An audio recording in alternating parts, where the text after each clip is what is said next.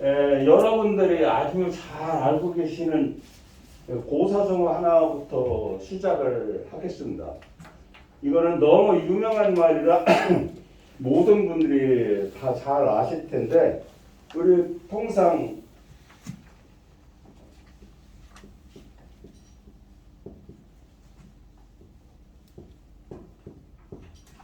청출어람이라고 하죠.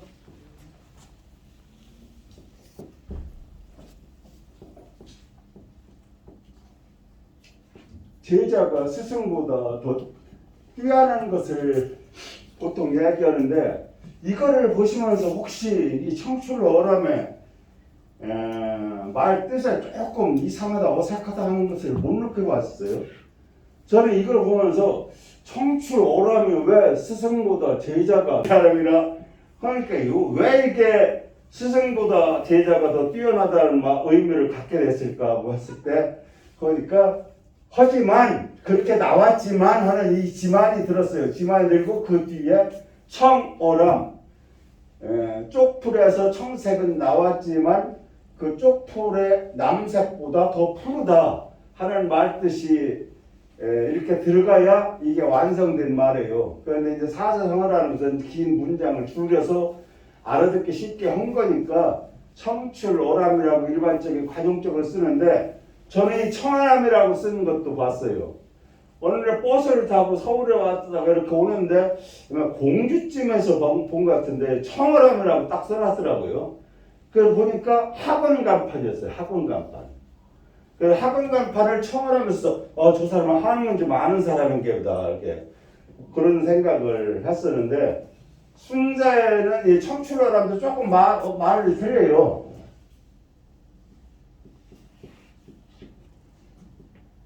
군자왈, 그러니까 순자도 이게 순자의 말이 아니에요. 군자, 누군가가 한 말이에요. 아마 이게 얘기 대성의 대대에 있다는 얘기를 보니까 공자가 했을 가능성도 높아요. 군자왈,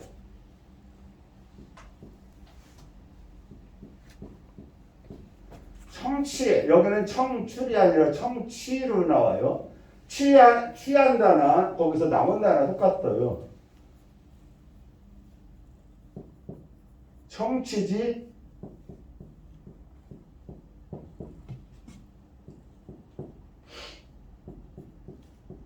청취지어람, 청출어람이 청취지어람이라고 했어요. 청색은 쪽풀에서 나오지만 이것이 청색을 이야기하는 거예요. 이것이 얻었지만 그런 게 얻었으나 나오나 똑같으니까 고사성어로 만드는 과정에서 출이다가 바뀐 거니까 이거 구태 따질 필요는 없어요. 출이나 취나. 청취지어람, 이 청어람이 여기는 똑같아요. 이 청어람, 이 뒤에 말 기왕말, 그걸 제가 읽어봤을 때 이 뒤에 말을 또 보시면 더 좋을 거예요.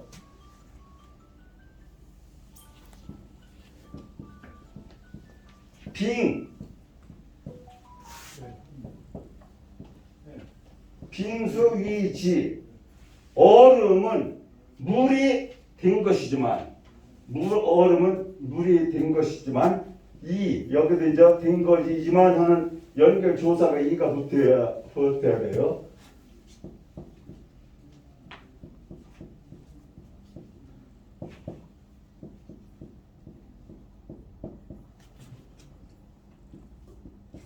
얼음은 물이 그렇게 된 것이지만 물보다 더 차갑다.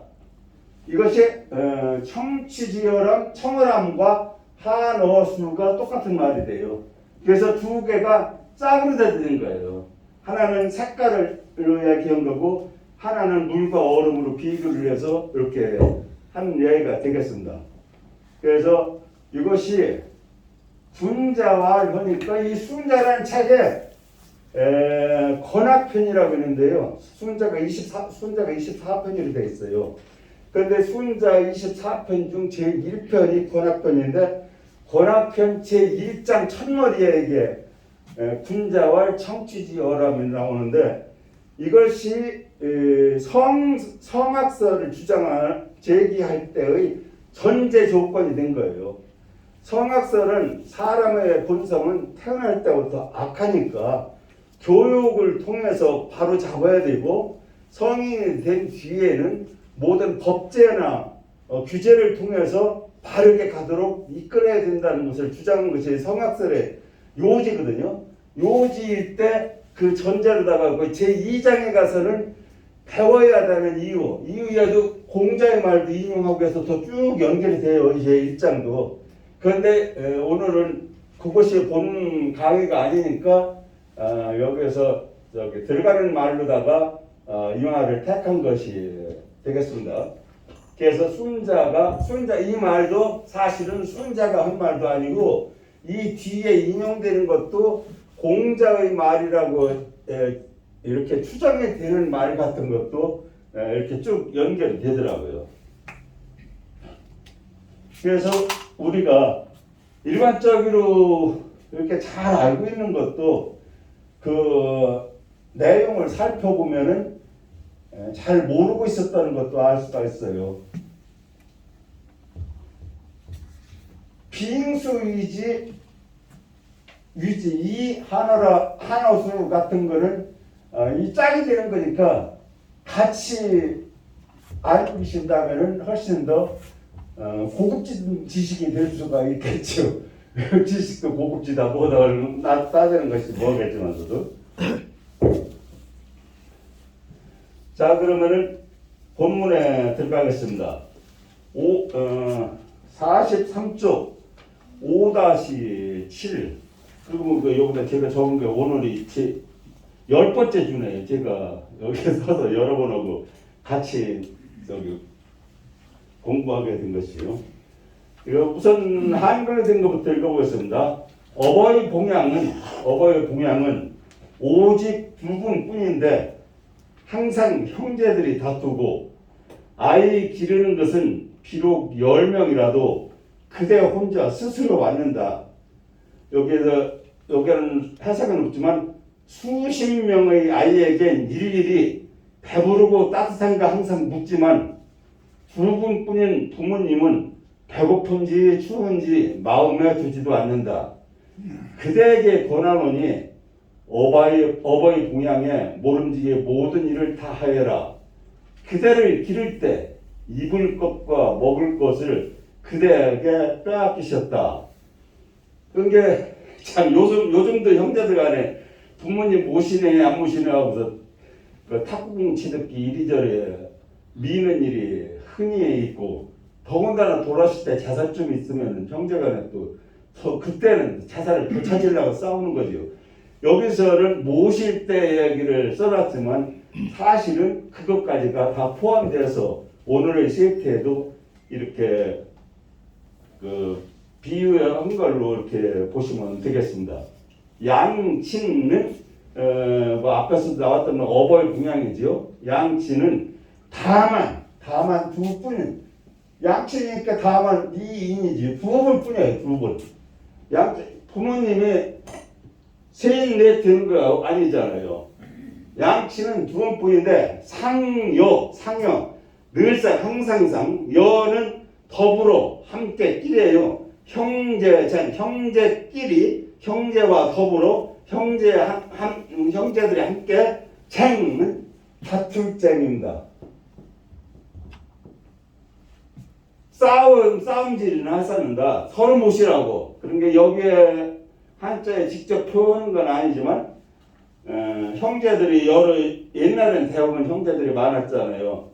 여기에 형제 하니까 형과 동생 최소한 두 사람 이상이 형제가 있다는 얘기죠. 서로가 네가 모셔라 내가 모셔라. 옛날엔 장자가 모시는 것을 원칙으로 삼았었지만 그리부터는 이게 공자 시대 때부터도 이런 다툼이 부모님 때문에 다툼이 있었던 것 같아요. 여기는 공자 시대 때 얘기가 아니지만서도 그렇게 단 두 분인데 서로 모시라고 미루면서 형제끼리 다투지만 양아, 어린아이, 자식을 기르는 데는 자식이 비록 비록 수십인, 이거는 비록 숫자예요. 비록 10인, 10명이라도, 그런 게 우리는 늘상 할 때 수십인이라고 이제 그렇게 얘기하는데, 비록 10명이라도 둥개, 그때는 모두, 이게 모두 개자지요. 모두 개, 독자임.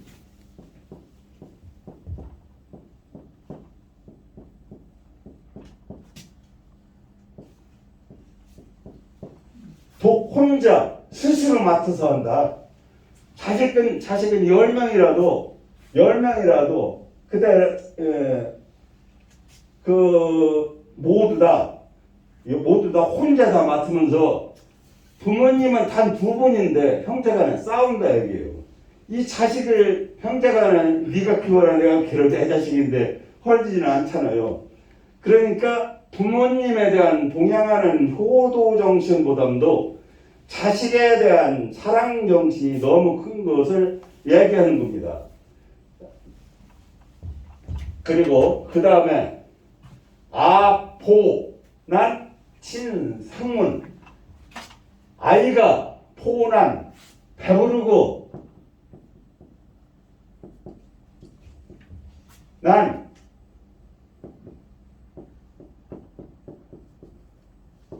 배부르고 따뜻하게 입는지 옷을, 그러니까 배부르면 음식이고 따뜻한 거는 옷을 의복을 얘기해요. 의복을 따뜻하고 음식을 배부르고 이렇게 먹는지 친상문, 친이 여기서는 부모님을 낳들은 친할 친자가 부모님의 친이 아니라 그냥 자기 스스로 여기 친이 몸소 이런 의미의 친입니다. 그러니까 여기서는 해석은 사실상 진짜는 아닌데 상문 항상 붙더라. 남을 쉽게 해서 알아보는 것도 아니고 자기 스스로 항상 묻더라. 배부르냐? 배고프냐? 10명에게 일일이 다 물어보고 자식한테 여기서 이제 또 설명하고 들어가죠. 고하고 난자는 날을 쓴 따뜻한 사람도 있어요. 이거는 불을 피워서 따뜻하게 하는 거고, 이거는 햇볕에 쬐어서 자연스럽게 따뜻한 건데 같이 씁니다. 뜻을 이렇게 구분이 드는데 실제 날로 할 때는 이거를 써야 되고 그 햇볕이 따뜻하다 할 때는 이렇게 써야 맞는데 그것이 지금 구분 없이 같이 써요. 그런데 원래는 그런 의미가 구분됐다는 것은 알고 계시기 바랍니다. 그 다음에 부모 귀한 부재심이라, 이 자식은 10명이라도 일일이 너 배고프니? 옷 따뜻하게 입었니? 라고 일일이 물으면서 걱정을 하지만 부모님한테는 귀한, 배고픈지 추운지 물어보지도 마음을 두지 않는다. 부재심, 마음 쓰지 않는다. 마음에 없다. 마음에 두지 않는다는데 마음 쓰지 않는다라는 의미로 해석을 하면 되겠습니다. 이게 부모님은 추운지 단 두 분인데도 배고픈지 추운지 전혀 신경을 안 쓴다는 의미가 되겠습니다. 그래서 그 뒤에 권군 양치는 그대에게 권하노니 부모님 봉양에 수간력하라.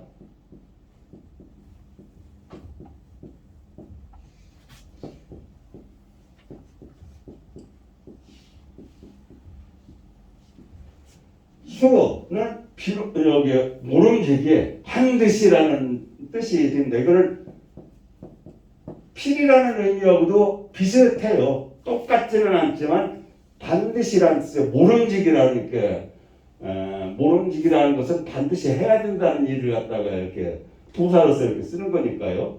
모름지기, 달려, 다할 깔자, 힘, 너의 있는 힘을 다하라. 효에는 달려있는데 이 갈자에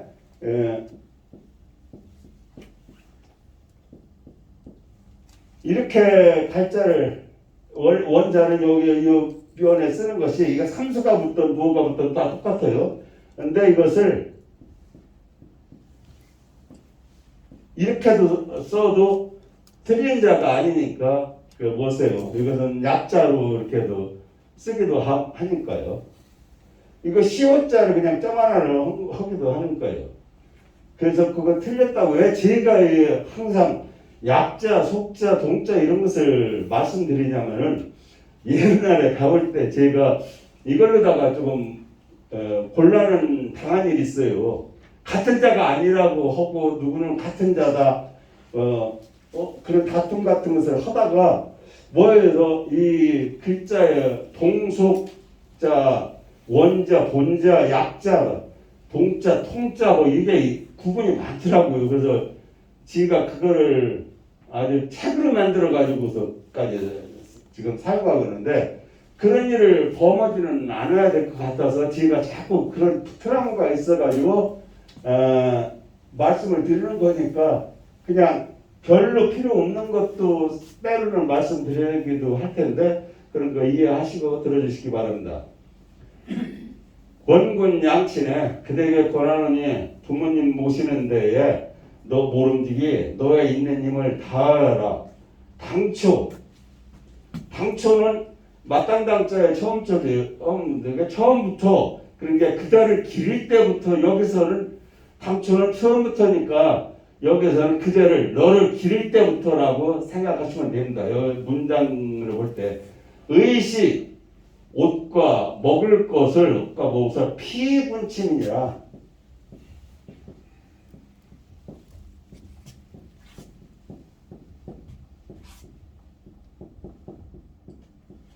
이 피자는 입을 피, 그 옷을 입을 때 겉옷을 나타내는기도 하지만 어떤 사람부터 뭐를 당한다는 의미가 있어요. 당한다는 뜻.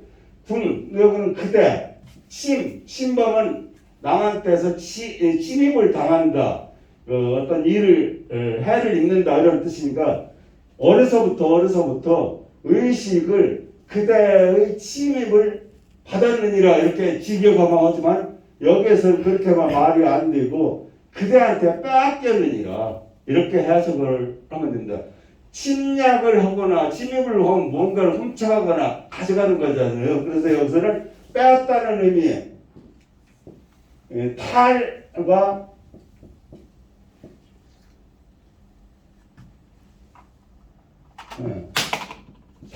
같은 의미로다가 해석을 하면 되겠습니다. 침탈도 같은 말로다가 쓰니까요. 그런 게 빼앗김을 입었다, 당했다. 그런 게 빼앗겼다. 쉽게는 이야기하면 그렇게 되겠습니다. 한자는 우선 문자에서 어순대로 직역을 해보고 그 문장의 여건과 맞추어서 의역을 하면은 제대로 된 해석을 할 수가 있을 겁니다. 그러니까 여기에는 의식을 당초 의식을 피분침 그대 이렇게 빼앗겼느니라. 요 앞에 효양편을 써있지만 어린 자식이 없는 살림에 자꾸 어머님한테 드리는 음식을 뺏어 먹으니까 땅에다 묻으려고 했었던 것까지 나왔잖아요.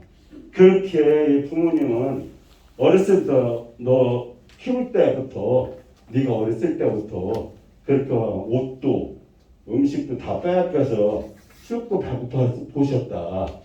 그런데 왜 지금 자식들은 10명이라도 일일이 그걸 챙기는데 부모님은 왜 그걸 챙기지 않느냐라고 훈계하는 얘기가 되겠습니다. 그 다음 장 44쪽에 5-8입니다. 먼저 해석부터 보겠습니다. 어버이는 모든 사랑을 베풀어도 그대는 그 은혜를 생각하지 않고 자식은 조금만 효도해도 그대는 밖에 나가 자식 자랑을 한다. 어버이를 대워야만 어둡고 자식을 대우하면은 밝으니 누가 어버이의 자식 기름을 알아줄까? 그대에게 권하노니 자식들의 효도를 지나치게 믿지 말라. 그대의 행실이 자식들의 본보기가 된다. 앞에서도 효양표에서 나왔었죠. 그 효자 집안에 효자나고 불우 집안에 불우난다고 부모의 행동을 자식들이 따라오고 그것을 못 믿겠거든 처마에서 떨어지는 물을 봐라. 처마 끝에서 떨어지면 한 자리에 계속 떨어져 구멍을 낼 정도로다가 똑같이 떨어지지 않느냐. 그렇게 얘기했던 것을 우리가 배운 기억이 있습니다. 이게 부모님은 내게 사랑을 베푸는데 그 은혜를 생각하지 않고 잊어버리는 것이 대개 자식들의 마음입니다.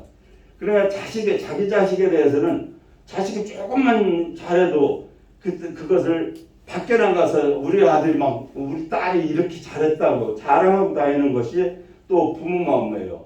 근데 이거는 앞에는 늙으신 부모님 얘기고 뒤에는 지금 어린 자식을 둔 부모님 마음을 얘기하는 겁니다. 그게 어버이를 대우하면은 어둡고 대우하면은 어둡다라는 것은 왜 그렇게 하지 않고 밖에 못 오고 자식을 대우하면은 밝게 하냐 환하게 밖으로 드러내느냐 이렇게 명이라는 것은 밝다 드러낸다는 뜻이 있습니다.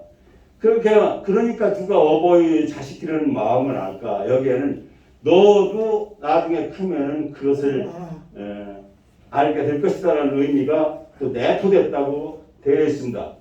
그대에게 권하니 자식들의 효도는 지나치게 믿지 말라.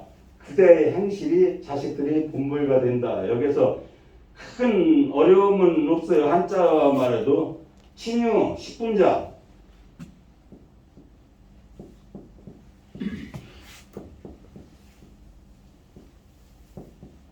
자는 자유로울 자, 사랑할 자, 자비로울 자에서 모두 다 알지요. 그런데 10분은 분이라는 것은 100분의 11, 10분의 10분지 10으로 나누는 것을 1을 분이라고 하죠. 그러니까 우리가 보통 10%가 돼요. 1분 하면 10%, 10분 하면 뭐가 있습니다. 100%지요.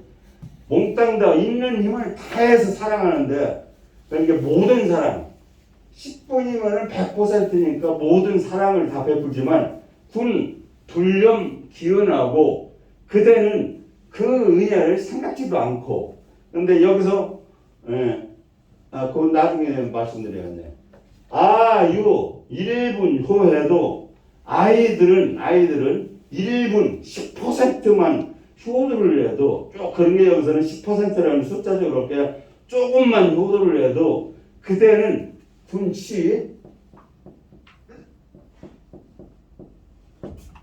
취양기념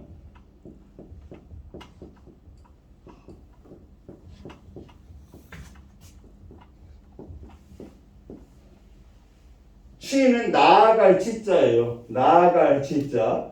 양은 드날릴 양자. 그 이름, 그 자식의 이름을 여기서 이야기합니다. 밖에 나가서 그 자식 이름을 드날리더라. 그런 게 자식 자랑을 한다는 의미가 되겠습니다. 그러니 부모님 은혜는 생각지도 않고 자식을 조금만 잘해도 밖에 나가서 아들 자랑, 딸 자랑을 하고 그렇게 하는 것이 신앙, 부모님을 대하는 마음은 왜 어둡고 그런 게 모른 척하고 어둡다는 것은 여기에서 모른 척한다는 얘기가 되고 감춘다는 얘기가 됩니다. 암자에는 모른다, 감춘다, 외면한다 이런 의미가 다 같이 들어있습니다. 그 다음에 대아명, 어린애를 대할 때는 명, 밝다, 밝히다, 나타내다, 자랑하다 이런 뜻이 여기에 명자에는 다 같이 들어가 있습니다. 수시, 고당,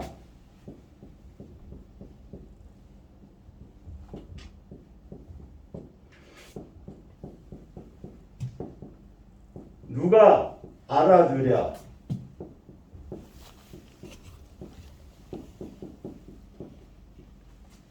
이거는 누구수예요? 누구수. 수식. 이거는 여기서 알식. 여기는 지난번에는 유식 무식 갖고 했는데 여기에는 또 지라는 발음도 써요. 일단은 기록할 지요, 기록할 지. 근데 그때 제가 유식무식할 때 그 시자에 이 기록할 지라는 뜻도 있다는 것을 말씀을 못 드려서 생각나서 지금 그 말씀을 드리는데,